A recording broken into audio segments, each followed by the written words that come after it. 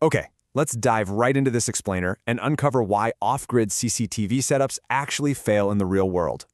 If you've ever dealt with a remote security system, you already know that keeping it powered around the clock is, well, it's the ultimate challenge. Today, we're going to break down the actual engineering required to size a 12-volt battery system for continuous 24/7 security monitoring.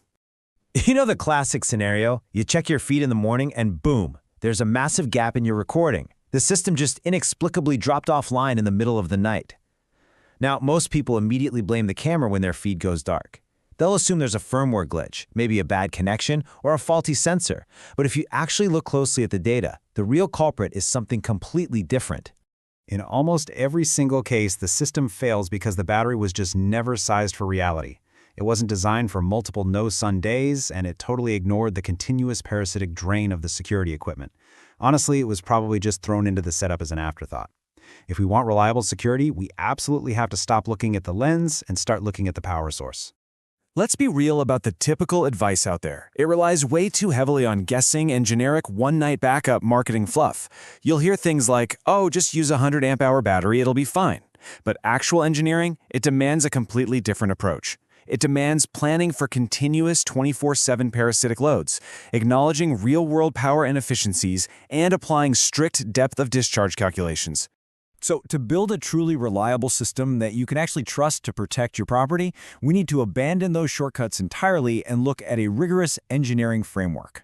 And here is the exact model we're going to follow to guarantee that continuous survival. It boils down to 4 steps: calculating daily energy, planning for no-sun autonomy, converting to amp hours, and finally, applying depth of discharge. All right, kicking things off with step 1, calculating your true daily energy. Here's the mindset shift you need. A CCTV system literally never sleeps, so we cannot just look at peak watts. We aren't boiling a kettle for 5 minutes here. We are trickling power constantly, hour after hour, all night long. You have to calculate the total daily energy by multiplying your total load by a full 24 hours to get your watt-hours per day. And remember, it's not just the camera. It's the camera plus the DVR plus the router if you have an active network connection. Every single component draws power. Add up the wattage of the whole shebang, multiply by 24, and that is your daily energy footprint. Moving right along to step 2, which is absolutely crucial: planning for no-sun autonomy. Listen, having enough power for one clear sunny day is easy. Surviving a week of massive storms, that's the real engineering test. We have to scale that daily energy requirement across multiple no-sun days. We call this autonomy. It's the ability of the system to stand completely on its own without a single drop of solar input.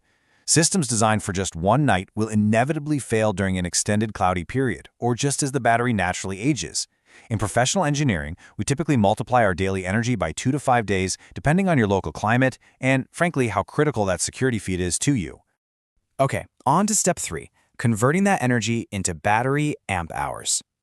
Once we have the total energy needed for those multiple days of autonomy, we need to translate that into a metric we actually use, right? Because when you go out to buy a 12-volt battery, you're shopping by amp hours. By dividing our total energy requirement by the 12-volt system voltage and factoring in wiring and inverter losses, we reveal the theoretical amp-hour requirement. Why do we factor in efficiency? Well, because moving power through cables and stepping voltage up or down creates heat. That heat is literally lost energy. Factoring in system efficiency ensures we aren't shortchanging our battery size right out of the gate. And that brings us to step 4, dealing with real, usable battery limits. We have to acknowledge a harsh reality of physics here. Absolutely no battery on the market is 100% usable. The vital concept here is depth of discharge, or DOD. Lead-acid batteries, your standard deep cycle or AGM, they should only be drained to about 50% of their total capacity. If you drain them to 0, you are going to kill their lifespan instantly.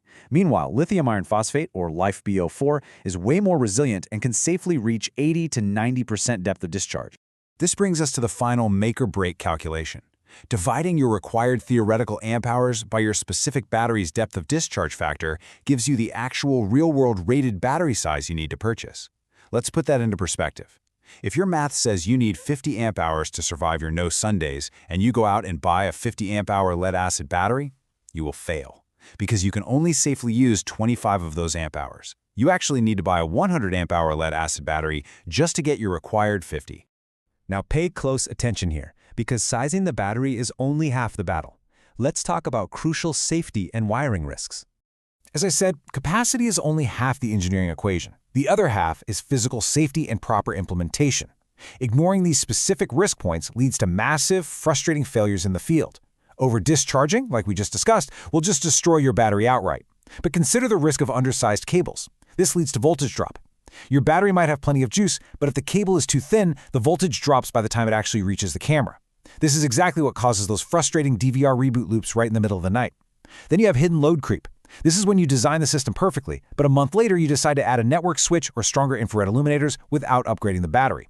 And finally, missing fuses. That oversight can literally turn a simple short circuit into a severe fire hazard. No, thank you. To mitigate these risks, you absolutely must strictly follow DC safety implementations. You've got to install proper DC fusing as close to the positive battery terminal as physically possible to protect against short circuits. Furthermore, you have to size your cables for continuous current, not just peak guesses, to completely prevent that voltage drop and excess heat generation. Your system stability during night operation depends entirely on your wiring holding up its end of the bargain. Let's bring this all together in our final section, the resolution. So, we've covered the load calculations, the autonomy days, the battery chemistry limits, and the crucial wiring safety. Let's wrap all of this structural logic into a core engineering philosophy for off-grid security. I want you to burn this quote into your memory. A CCTV system is only as reliable as its weakest energy link. You could buy the most insanely expensive 4K PTZ camera on the market, but the system will only survive if every component is engineered correctly. And as we've seen throughout this explainer, the weakest link is almost always a poorly sized battery bought on marketing hype rather than mathematical reality. So, your fundamental rule moving forward must be to design the system as if the sun will simply not shine for days. Assume the worst weather your region can possibly throw at you, and build your autonomy buffer strictly around that reality. And rule number 2, you must design for continuous parasitic load. Please do not underestimate your gear. You have to account for every single watt, from the camera to the router, running constantly over a 24-hour cycle. Energy is power multiplied by time, and in the CCTV world, time never ever stops. So, as we wrap up this explainer, I want you to look at your own setup or the one you're currently planning to build. Calculate your true continuous load. Look up the specific depth of discharge for your battery chemistry, and ask yourself this honestly. Is your setup truly engineered to survive the next 5 days of clouds? Or are you just hoping for good weather? Do the math, size it right, and your system will never leave you in the dark. Keep learning, keep engineering, and I'll catch you in the next explainer.